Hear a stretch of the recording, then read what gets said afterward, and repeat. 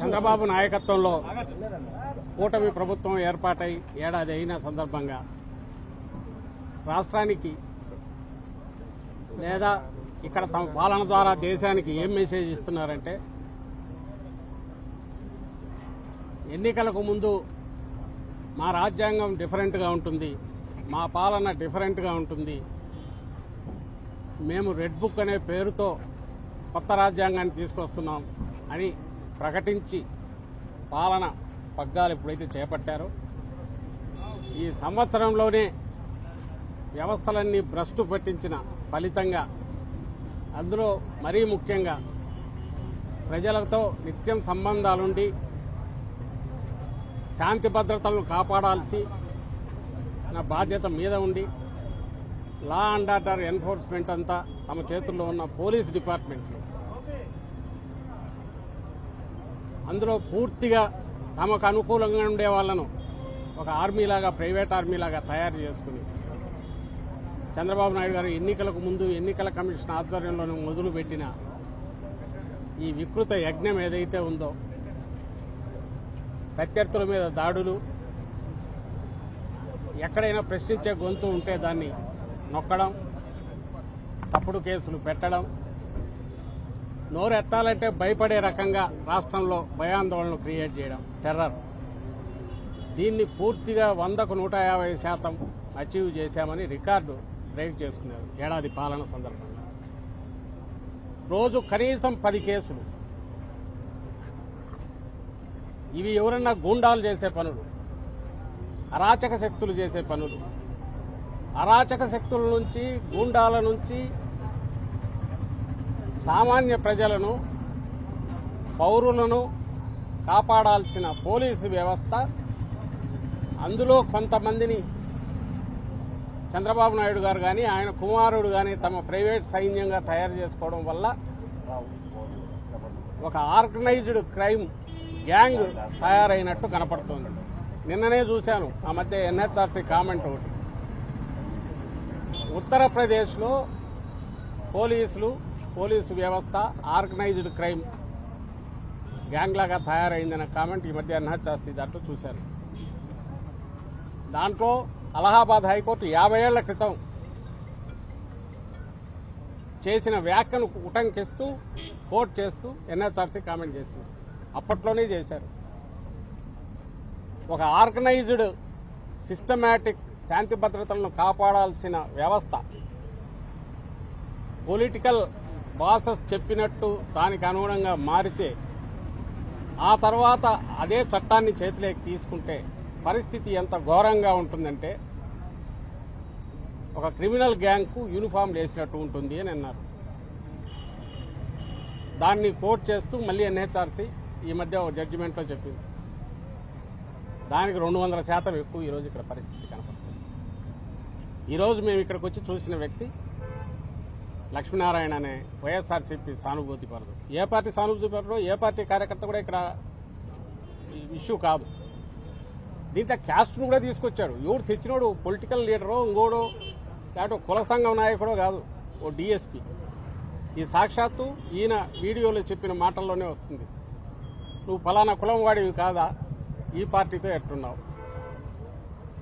డిఎస్పీకి ఏం పని నాకు అర్థం కావట్లేదు. అసలు డిఎస్పీ పంచాయతీ చేయడం ఏంది? 50 ఏళ్ల క్రితం వినేవాళ్ళం ఇట్లాంటివి. ఎమర్జెన్సీ, ఆ తర్వాత ఎక్స్ట్రీమిజం మొదలయ్యాక, పోలీసులకు ఎక్స్ట్రాడినరీ పవర్స్ ఇచ్చాక, వాటి ముసుగులో వాళ్లే సొంతంగా జడ్జిమెంట్లు ఇవ్వడం, వాళ్లే పంచాయతీలు చేయడం, వాళ్లే శిక్షలు వేయడం మొదలయ్యారు.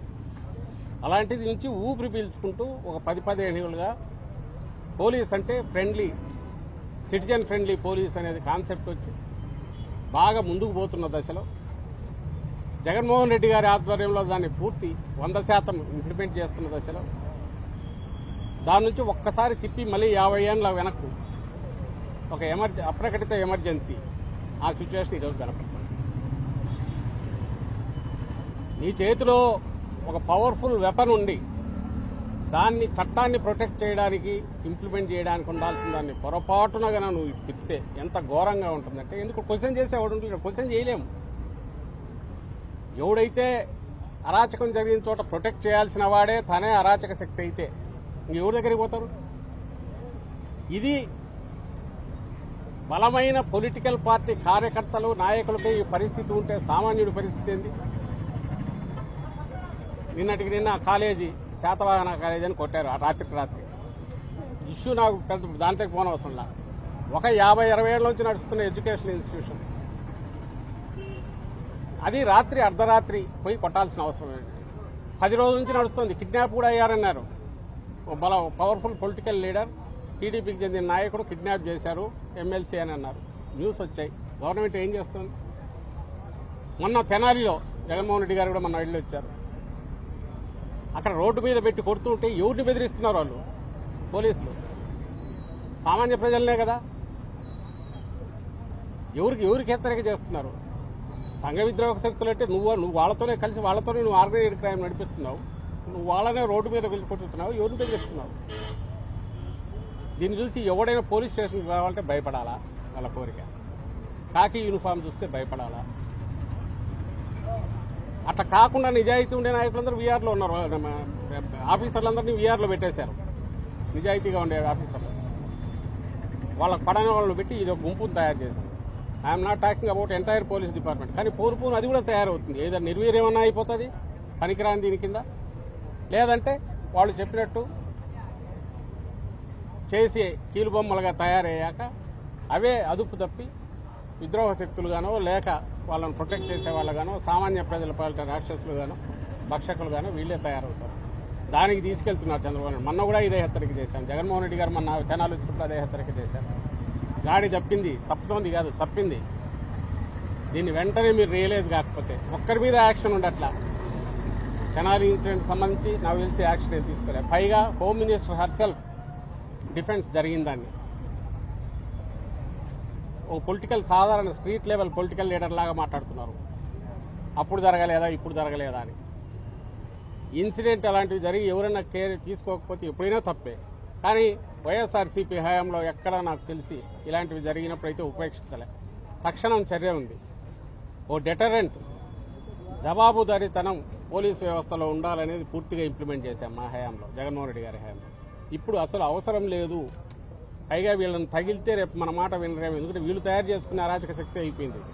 ఆ పవర్స్ అన్ని వీళ్ళే ఇచ్చారు. పొలిటికల్ హెడ్సే బాసెసే ఇచ్చారు. కాబట్టి వదిలేశారు. సో వీళ్ళే పంచాయతీ చేస్తారు, తీర్పు చెప్తారు, ఎగ్జిక్యూషన్ కూడా శిక్ష ఏదైనా ఉంటే వీళ్ళే పోలీసే అమలు చేస్తారు. ఇది ప్రైవేట్ పంచాయతీ ఒకవేళ ఉంటే గింటే లోపల ఉన్న సాగు బతుకుల మధ్య కొట్టుమిట్లాడుతున్న లక్ష్మీనారాయణ. అంతకంటే స్టేట్మెంటు దాన్ని ఏమంటాం, డెత్కు ముందు ఇచ్చే స్టేట్మెంట్ ఇది. ఈ వాంగ్మూలం కంటే ఇంకా ఏ కోర్టులో అయినా వేరే విలువైంది ఏదైనా ఉంటుందైతే నేను అనుకోను. దాంట్లో ఆయన క్లియర్గా చెప్తున్నాడు, నేను పోతున్నాను, ఇప్పటికన్నా ఈ వ్యవస్థ బాగుపడుతుందా, ఇదేమి హెరాస్మెంట్, బతికేయట్లేదని. ఓ డీఎస్పీ స్థాయి వ్యక్తి, ఎవరు కానిస్టేబుల్ గారు, డీఎస్పీ స్థాయి వ్యక్తి. మొన్న హరికృష్ణ అనే అతన్ని వైఎస్ఆర్సీపీ కార్యకర్తను ఉదయం తీసుకెళ్లి రాత్రి వరకు కొట్టి మళ్ళీ మేజిస్ట్రేట్ ముందు పెట్టి మళ్ళీ రిమాండ్ పంపుతాం. ఇప్పటికీ నడవలేని పరిస్థితిలో ఉన్నాడు. నాయకులు అయితే పలికే దిక్కులేరు. మేము కూర్చుంటాం ఎక్కడంటే మీ మీద కేసు పెడతామని బెదిరిస్తున్నారు. ఇంకా అంతకుముందు మా సోషల్ మీడియా యాక్టివిస్ట్తో మొదలైంది, మహిళలతో సహా సుధారాణి 3 రోజులు తిప్పారు. పిల్లలు పక్కన వాళ్ళని లాగేసి భార్యాభర్తలు ఇద్దరిని వేరువేరు చేసి ఎక్కడో హైదరాబాద్లో ఉంటే తీసుకొచ్చి ఎస్పీతో సహా, ఒక ఎస్పీ స్థాయి అధికారి ప్రకాశం జిల్లా ఎస్పీతో సహా 3-4 రోజులు పోలీస్ స్టేషన్లు తిప్పుకుంటూ ఎక్కడ ఉన్నారని హెబియస్ కార్పస్ వేయాల్సి వచ్చింది. తర్వాత ఇంకో మహిళ కృష్ణవేణి. ఈ నిన్నటికి నిన్న వీళ్ళ పోలీసుల పరిస్థితి ఎట్లే ఉంది. ఎప్పుడైతే అరాచకం ఇదేందో చిన్న సైజు పోలీసులు వాళ్ళకు దెబ్బే. కాళహస్తిలో ఓ కానిస్టేబుల్ ఎవరో ఎమ్మెల్యే డ్రైవరు తాగినాడని చూడకపోతే అతను తీసుకెళ్లి కొట్టారు. కొట్టి మళ్ళీ ఇంటికి పిలిపించి కొట్టించారు. అంటే ఈ అరాచకం ఎట్లా ఏ లెవెల్కి పోతోంది? ఆర్గనైజ్డ్ అరాచకం. దానికి చట్టం ప్రొటెక్షన్ ఎట్లుంది? ఇది అందరూ గమనించాలి. ఇది కాకపోతే ఇంకా తప్పుడు కేసులు పెట్టడం, ఎవరితోనో కన్ఫెషన్ తీసుకోవడం, ఎత్తి లోపల వేయడం. ఆ కోర్టులు కూడా అలాగే 14 days రిమాండ్ పంపుతాయి. మళ్ళీ 40-50 రోజులకు తక్కువ ఉండట్లా. నిన్న కడపలో ఒక ఆయన సూసైడ్ కూడా చేసుకున్నారు. తప్పుడు కేసు, గంజాయి కేసు పెట్టి 60 రోజులు జైల్లో ఉంచారు. అసలు ఏం జరుగుతోంది అనేది మొత్తం సమాజం గమనించాలి. ఇంతకంటే ఎక్స్ట్రీమ్ పోయే పరిస్థితి ఉండేట్లేదు. ఇంకా పోలు దిగజారడం అంటే ఇంకా వైఎస్ఆర్సీపీ కాదు, ఇంకోరు కాదు, సామాన్య ప్రజలైనా సరే వాళ్ళకి ఏదైనా ఏది అనిపిస్తే అదే చట్టం అవుతుంది. వాళ్ళని అడిగే పరిస్థితి, పోలీసులను అడిగే పరిస్థితిలో పొలిటికల్ బాసెస్ కానీ పొలిటికల్ హెడ్స్ కానీ వాళ్ళు లేరు. పొలిటికల్ అడ్మినిస్ట్రేషన్ చూస్తున్న ముఖ్యమంత్రి కానీ, ఆయన చేతిలోనే లా అండ్ ఆర్డర్ ఉంది, ఆయన కుమారుడు కానీ, ఎవరైతే నెక్స్ట్ ఎదగాలనుకుంటున్నాడో వాళ్ళు కానీ వాళ్ళు అడగలేరు. ఎందుకంటే వాళ్ళే చేశారు, తయారు చేశారు. ఆ అదుపు తప్పుతోంది, అదుపు తప్పింది అనే విషయం గమనించమని వాళ్ళని కోరుతున్నాం. ఇప్పటికైనా తెనాలి ఇన్సిడెంట్లో కానీ వీళ్ళని కానీ ఇమ్మీడియట్ సస్పెండ్ చేసి ఈ డీఎస్పీని ఎవరైతే ఇంతకంటే వేరే స్టేట్మెంట్ ఏం కావాలో నాకు తెలియగలుగుతాను. చావడానికి ప్రిపేర్ అయ్యి ఇచ్చిన స్టేట్మెంట్ కంటే నిజాయితీతో కూడింది, చట్టబద్ధత ఉండేది, న్యాయమైనది ఇక వేరే ఏది ఉంటుందని నేను అనుకోను. ఇమ్మీడియట్ ముందు సస్పెండ్ చేయాలి, చేసి ఎవరైనా జ్యుడిషియల్ ఎంక్వైరీ జరిపించాలి ఇలాంటి ఇన్సిడెంట్స్ అనేది డిమాండ్ చేస్తూ. ఇప్పటికే రియలైజ్ కాకపోతే ఈ స్టేట్ ఎవరు బాబోచం చంద్రబాబు నాయుడు నుంచి ఈ రాష్ట్రాన్ని బాగుపరుస్తారని ఎవరు అనుకోవట్లా. ఆయన 5 ఏళ్లు దోచుకోవడానికి వచ్చినాడని ముందే డిక్లేర్ చేశారు, దోచుకుంటున్నారు. ప్రజలకు ఇచ్చిన హామీలన్నీ గాలికి కొట్టేసినాడు. హామీలు కూడా అబద్ధ హామీలని ముందే చెప్పాడు, ఇప్పుడు అది ఆచరణలో కూడా చూపిస్తున్నాడు. బట్ అట్లీస్ట్ ఉన్న పరిస్థితిని ఇంకా దిగదార్చి ఇంకా భయంకరంగా తయారు చేసి మళ్ళీ కోలుకోలేని దెబ్బ రాష్ట్రాన్ని కొట్టొద్దని ఆయనకు విజ్ఞప్తి చేస్తున్నాను. Thank you.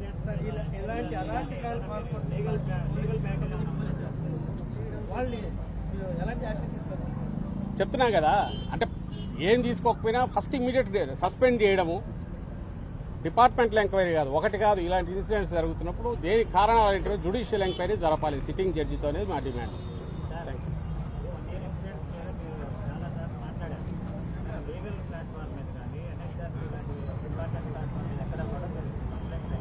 మొత్తం చేస్తున్నాము, ఇవన్నీ కోర్టులో వేస్తున్నాము, ఎన్హెచ్ఆర్సీకి వెళ్ళాయి.